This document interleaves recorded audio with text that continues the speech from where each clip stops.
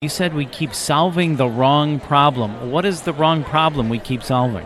Well, there are many, and this is human nature, right? I mean, you and I, if given the choice of solving a new and different problem and a complex one, we would choose the ones we're familiar with. I mean, this is why everyone does emails. It's such a simple problem to solve, right? I mean, and for healthcare organizations, they solve, they're solving the problems of their technical problems, their human resource problems, their internal facing problems, how to grow, how to get bigger, how to, even the problem of efficiency. Now, continuous improvement, don't get me wrong, we have to continuously do that. That is just part of your day job, always getting better.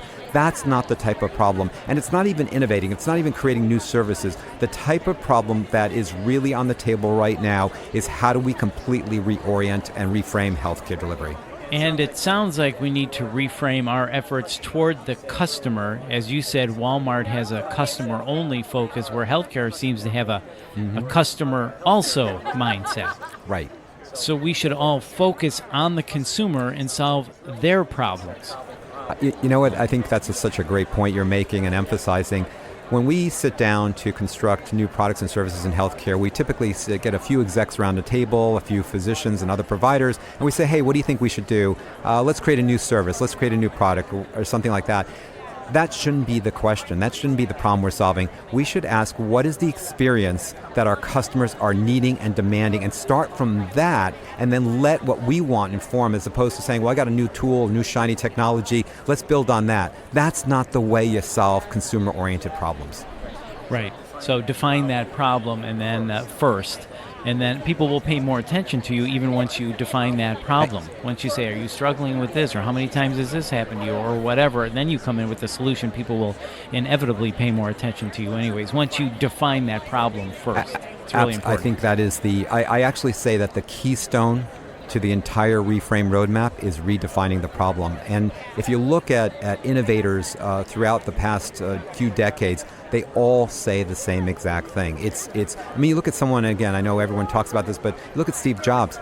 Steve Jobs was not solving the same problem everyone else in his industry was solving for. He defined a completely new problem to solve for, right? Right.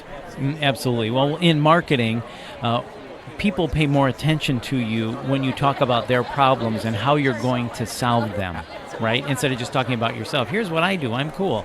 Instead of, you have this problem. Here's how I'm going to help you solve it. It's absolutely true. They call this, and different people have different ways of talking about it. They call them pain points, right? And that's what it's about. If you solve my pain points, I'll forgive you for a lot of things, right? Right, absolutely. So can you share an example or two of the Reframe roadmap and how it's turned out? There are hundreds and hundreds of new entrants in the market that have taken the marketing mindset. So, for example, principles like segmentation or even hyper-segmentation, focusing on because this is one of the errors we make in healthcare. We try to be everything for everyone, everywhere, all the time. And when you try that, you end up being very little for anyone.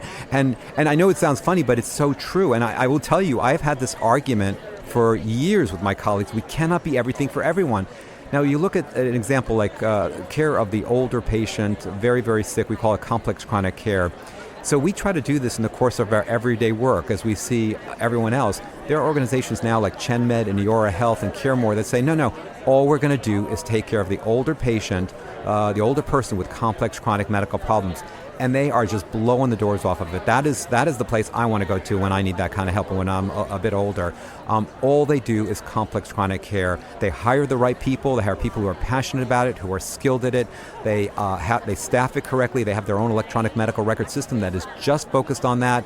They have the infrastructure. They have the resources. They create the culture. They create the strategies, tactics, and resources. They are doing the Reframe roadmap and the marketing mindset. And their results and their outcomes, they're keeping people out of the hospital, out of the emergency rooms, away from specialists, away from unnecessary tests and imaging and procedures. And they're actually seeing the patients more, and they're doing better financially. Right. Well, it only makes sense. When patient satisfaction increases, they're going to talk about it more. You're going to get more word of mouth. So you are going to grow when people start to hear about your organization. So that's just a matter of really refocusing, using the Reframe roadmap to focus on a certain segment and really be all about the customer. That's what it sounds like you were saying. It is. It's using the basic principles and also some of the more sophisticated tools of marketing. I think there's another example I'd like to share with you, which is, and again, I think the reason I'm doing this is because I think that legacy organizations, hospital systems, healthcare systems in healthcare today can and should and must be doing this. Two great examples are Intermountain Health and Renowned Healthcare. What they've done is they've rebranded, redesigned, and reorganized. It literally is 3 steps of the marketing mindset: rebranding, redesigning, reorganizing. And what they've realized is that there's actually 2 fundamental brands, and they were in conflict and they were mixed up together, and they separated them out. They realized both, for instance, Intermountain has a hospital brand division where they do amazing hospital care, ICUs, intensive care units, surgery, etc. And then they have a community care brand. Those are 2 different brands, 2 different divisions. The value proposition of the community care brand is to keep people out of the hospital, right?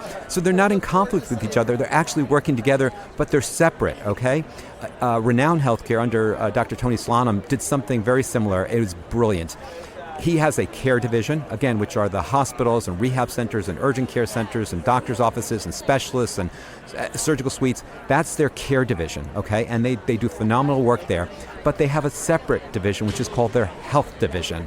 And that is their community care division. And there they focus on helping older people age well. They focus on helping children prevent car accidents, get immunizations. They focus on behavioral health issues, on the social determinants of health.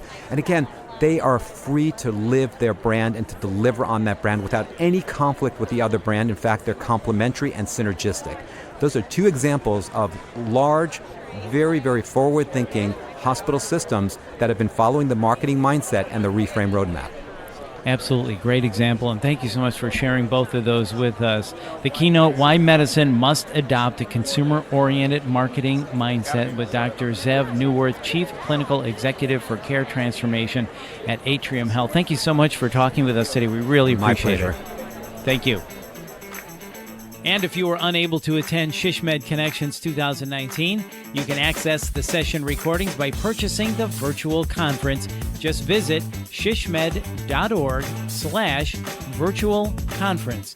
And please join us at next year's conference, September 13th through the 16th, 2020, at the Hyatt Regency in beautiful Chicago, Illinois. And if you found this podcast helpful, please share it on your social channels. And to access our full podcast library for other topics of interest to you, visit shishmed.org/podcasts. This is the SHISHMED Podcast, Rapid Insights for healthcare strategy professionals in planning, business development, marketing, communications, and public relations. I'm Bill Klaproth. As always, thanks for listening.